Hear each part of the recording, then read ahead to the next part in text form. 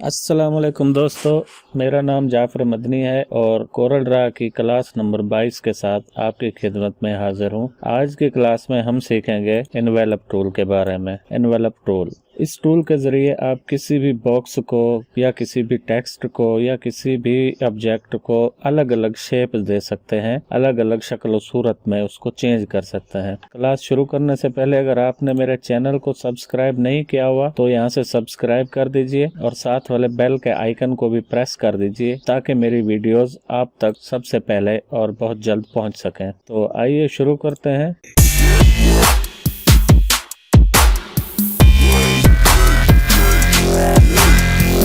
बिस्मिल्लाहिर्रहमानिर्रहीम। सबसे पहले मैं एक बॉक्स बना लेता हूँ। ये देखिए, मैंने एक ये यहाँ पे बॉक्स बना लिया। अब हम देखेंगे कि एनवेलप टूल के जरिए इस बॉक्स को हम कैसी कैसी शक्ल में तब्दील कर सकते हैं। आप यहाँ पे जैसे ही एनवेलप टूल पे क्लिक करेंगे, ये ड्रॉप शेडो के फ्लाई आउट में 5वें नंबर का टूल है एनवेलप पे जैसे क्लिक करेंगे तो यहाँ पे सबसे पहले प्रीसेट्स आती हैं।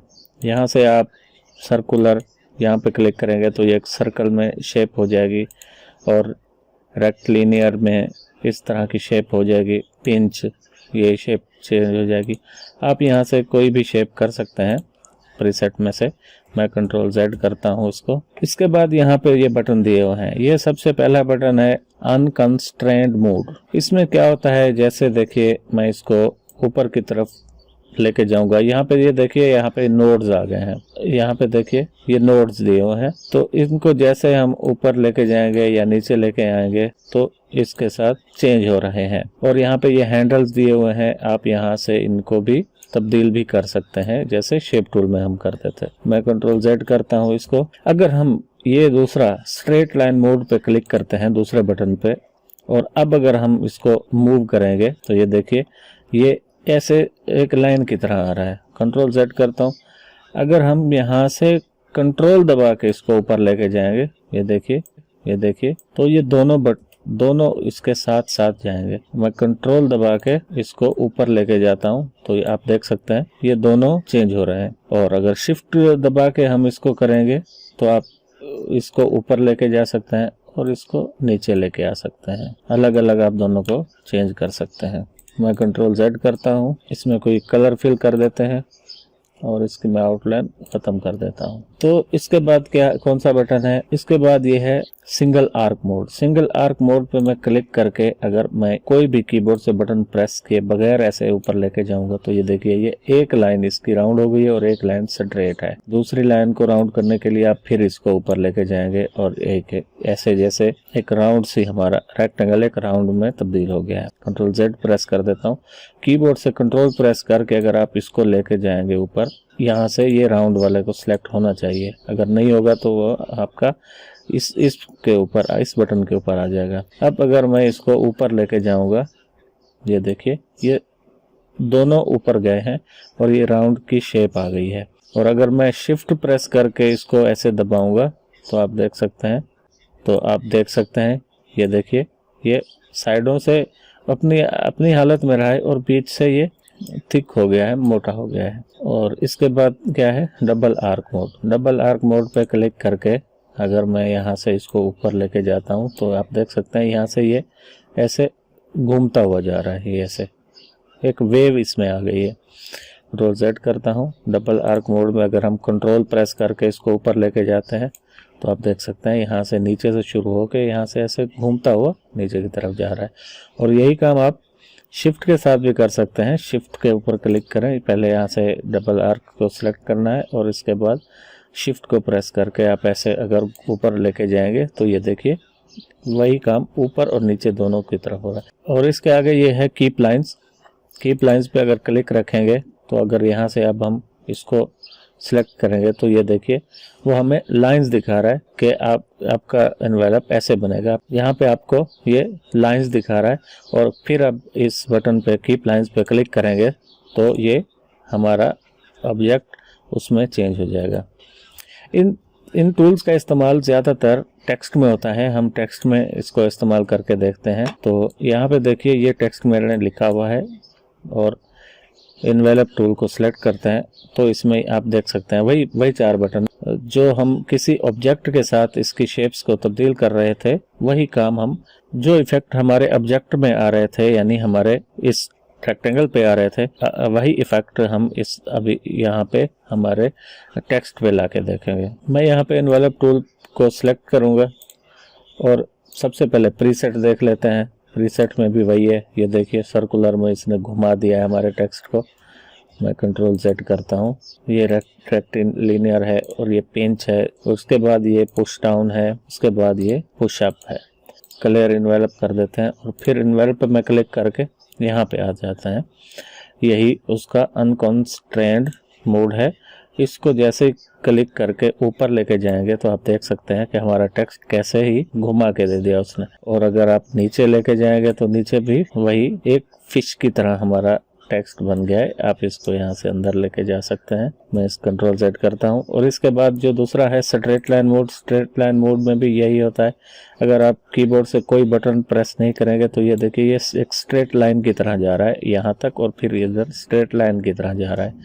मैं कंट्रोल Z करता हूँ और अगर वही स्ट्रेट लाइन पे क्लिक करके कीबोर्ड से मैं कंट्रोल प्रेस करके इसको फिर ऊपर लेके जाऊंगा तो ये देखिए ये दोनों ऊपर जा रहे हैं, बड़ा छोटा नहीं हो रहा। कंट्रोल Z करता हूँ और फिर इसको सेलेक्ट करता हूँ और अब अगर अब हम शिफ्ट प्रेस करके इसको ऐसे ऊपर उठाएंगे तो आप देख सकते हैं यहाँ से टेक्स्ट शुरू हो रहा है यहाँ तक और फिर इससे या इस साइड में जा रहा है, राइट साइड में। मैं कंट्रोल Z करता हूँ और दूसरे नंबर पे बटन है इसका ये सिंगल आर्क मोड।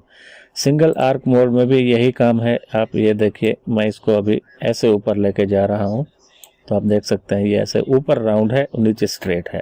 और अगर आप यहाँ से नीचे वाले नोड को तो आप देख सकते हैं ऊपर से बिल्कुल ये स्ट्रेट है और नीचे से ये राउंड है।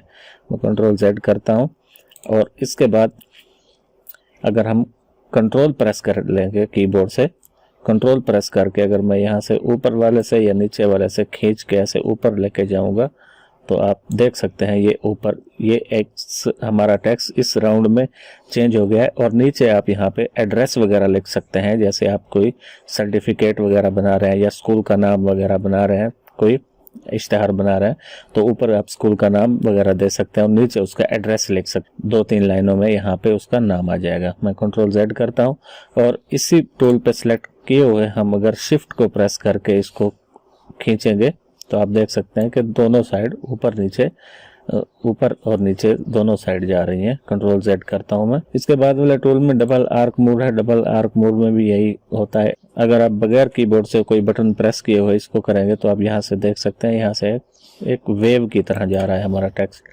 मैं कंट्रोल Z करता हूँ और इसको अब कंट्रोल के साथ कंट्रोल प्रेस करके अगर मैं इसको ऊपर लेकर जाऊंगा तो आप देख सकते हैं ये ऐसे ही वेव की तरह आ रहा है एक। इसके फिर ये हैंडल दिए हुए हैं, आप इनसे इसको चेंज भी कर सकते हैं। ये देखिए इसको मैं क्लिक करता हूं और इस मोड में जाके ये देखिए आप इन हैंडल से अपनी मर्जी से भी अपने टेक्स्ट को घुमा फिरा सकते हैं और इसकी कोई भी शेप चेंज कर सकते हैं। मैं कंट्रोल Z करता हूं और इसके बाद शिफ्ट के साथ हम इसको ऊपर लेके जाएंगे तो आप देख सकते हैं ये शेप हमारी आ रही है। और ये बटन हमारा इस पे, ये हमारा चेक इस पहले बटन पे था, अगर हम इस पे चेक करके करेंगे ये देखिए ये हमारा या इस पहले वाले पे सिलेक्ट था, अगर हम यहाँ से सिलेक्ट करेंगे दूसरे वाले पे तो वही हमारा कंट्रोल के साथ लेके जाएंगे तो ये इस तरह से यहाँ पे एक कॉर्नर सा हमें दिखाई देगा।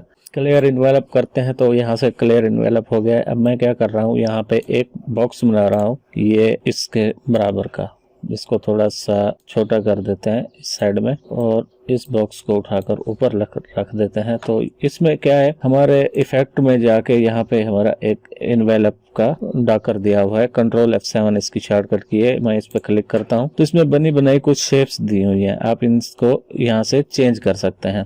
ये हमारा इसको हम एक कोई शेप दे देते हैं इन्वेलप से कंट्रोल प्रेस करके और यहाँ से ये मैंने एक शेप दे दी है। ओके ये शेप इधर आ गई है। हम चाहते हैं कि ये हमारा टेक्स्ट इस शेप में चला जाए। जैसे यहाँ पे ये शेप्स दी हुई है, यहाँ पे मैं टेक्स्ट को सिलेक्ट करके किसी भी शेप को यहाँ से सिलेक्ट करूंगा तो आप देख सकते हैं वो उस पर अप्लाई कर रहा है हमारे टेक्स्ट पे। तो अगर हम चाहते हैं कि हमारा टेक्स्ट इस शेप में चला जाए तो यहाँ पे इस बटन पे क्लिक करेंगे। क्रिएट इन्वेलप फ्रॉम, टेक्स्ट को सिलेक्ट रखते हुए, यहाँ से मैंने टेक्स्ट को सिलेक्ट रखा है, यहाँ पे देख सकते हैं आप क्रिएट इन्वेलप फ्रॉम। मैं इस पे क्लिक करूँगा और ये देखिए कर्सर हमारा चेंज हो गया और यहाँ पे ला के मैं इस पे छोड़ दूंगा तो आप देख सकते हैं इसकी शेप में, जो हमारा रेक्टेंगल की शेप थी उसी शेप में हमारा टेक्स्ट आ गया है। अब मैं इसको दोनों को सिलेक्ट करके C और E कर देंगे तो आप देख सकते हैं ये इसके सेंटर में आ गया है। तो दोस्तों इसमें बहुत सारी शेप्स भी दी हुई हैं, आप इन सबको चेक करके आप देख सकते हैं, आप अपने टेक्स्ट को चेंज कर सकते हैं। ये देखिए आप किसी भी शेप में अपने टेक्स्ट को ला सकते हैं इधर से, और नई ऐड आप कोई शेप अपनी बना के यहाँ से इस बटन के साथ उसको कॉपी भी कर सकते हैं। तो दोस्तों उम्मीद करता हूँ आज की वीडियो आपको पसंद आई होगी। अगर पसंद आई है तो चैनल को सब्सक्राइब करना मत भूलिए और मेरे चैनल को जल्दी जल्दी सपोर्ट कीजिए। शुक्रिया। Let it go, make my body go, make our bodies higher and higher.